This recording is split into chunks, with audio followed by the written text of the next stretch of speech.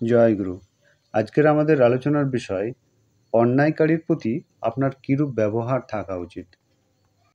একবার তপতিদা নামক এক গুরুভাই পরমদয়ালকে বললেন, আমার এ কি হলো, অন্যায় যে মোটেই সহ্য করতে পারি না। তখন পরমদয়াল কি বলেছিলেন যদি আপনারা ভালো করে শোনেন তাহলে বুঝতে পারবেন অন্যায়কারীর প্রতি আমাদের প্রত্যেকের ব্যবহারটা কেমন থাকা উচিত। পরমদয়াল শ্রী ঠাকুর বলেছিলেন, আমরা অন্যায়কে যদি বরদাস্ত না করি সে তো ভালো কথা, কিন্তু অন্যায়কারীকে যদি বরদাস্ত করতে না পারি তবে অন্যায়কে নিয়ন্ত্রিত করতে পারবো না।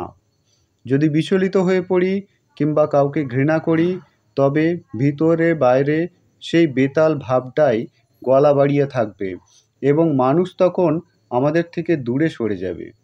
মানুষকে পর করে দেবার কোনো মানে নেই।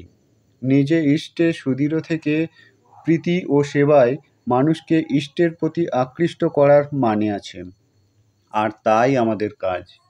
ইষ্টের সঙ্গে নিজেকে যদি সুদৃঢ়ভাবে বেঁধে না রাখি তবে বাইরের এলোমেলো হাওয়ায় কোথায় উড়ে যাব তার কিন্তু ঠিক নেই কো।